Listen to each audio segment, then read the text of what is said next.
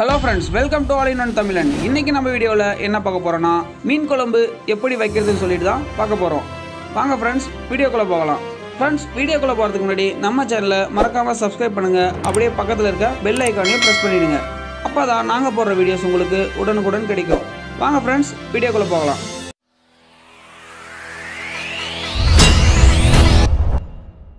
Friends மீன் குழம்பு செய்ய தேவையான பொருட்கள் தக்காளி 5, வெங்காயம் 6, பூண்டு 2 சுத்தம் பண்ணி எடுத்துக்கோங்க.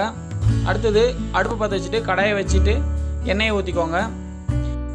எண்ணெய் காஞ்ச பிறகு நீங்கள் உரித்து வச்சுருக்க பூண்டை எண்ணெயில் சேர்த்து வதக்க ஆரம்பிங்க. பூண்டு லேசாக வதங்கின பிறகு நீங்கள் கட் பண்ணி வச்சுருக்க வெங்காயத்தை ஆட் பண்ணிக்கணும்.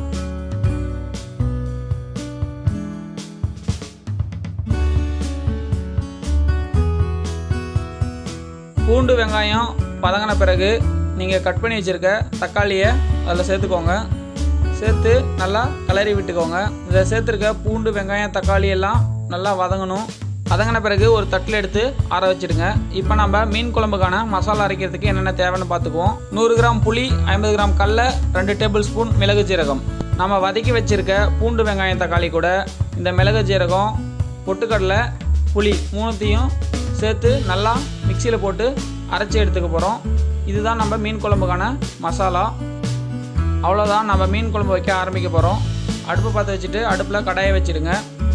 கடாயை சூடானதும் ஒரு 3லேருந்து 4 டேபிள் ஸ்பூன் கடலெண்ணெயோ இல்லை நல்லெண்ணெயோ சேர்த்துக்கோங்க. எண்ணெய் காஞ்சதும் கடுகு போட்டுக்கோங்க. கடுகு பொரிஞ்சதும் கருவேப்பிலை சேர்த்துக்கோங்க. கருவேப்பிலை சேர்த்துட்டு நம்ம அரைச்சி வச்சுருக்க மீன் குழம்புக்கான மசாலா அதில் சேர்த்துக்கோங்க. மசாலா நல்லா வதக்கி விடுங்க. மசாலா இது போல் கொதித்து வந்ததும் கொஞ்சோண்டு மஞ்சத்தூள்,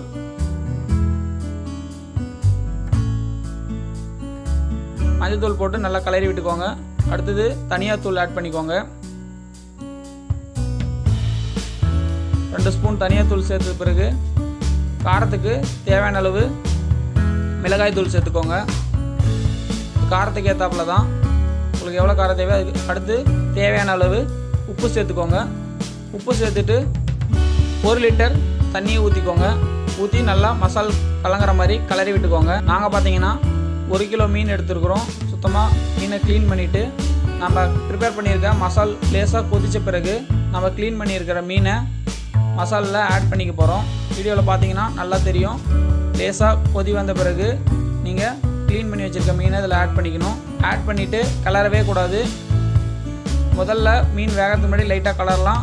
கொஞ்சம் நேரம் ஆனதுக்கப்புறம் கலர்னிங்கன்னா மீன் கலங்கிடும். அப்புறம் மீன் உங்களால் சாப்பிட முடியாது, குழம்புலேயே கரைஞ்சிரும். அவ்வளோதான் ஃப்ரெண்ட்ஸ், இப்போ மீன் குழம்பு ரெடி. நிறைய நேரம் விடவே தேவையில்ல. 10 நிமிஷம் கொதி வந்ததுக்கு பிறகு விட்டாலே மீன் நல்லா வெந்துடும். அவ்வளோதான் ஃப்ரெண்ட்ஸ், அருமையான மீன் குழம்பு ரெடி.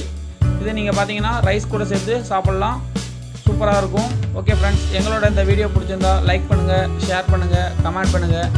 மறக்காமல் எங்கள் சேனலை இதுவரை சப்ஸ்கிரைப் பண்ணலன்னா தயவு செஞ்சு சப்ஸ்கிரைப் பண்ணிக்கோங்க. அப்படியே பக்கத்தில் இருக்க பெல் ஐகானையும் ப்ரெஸ் பண்ணிடுங்க. அப்போ தான் நாங்கள் போகிற வீடியோஸ் உங்களுக்கு உடனுக்குடன் கிடைக்கும்.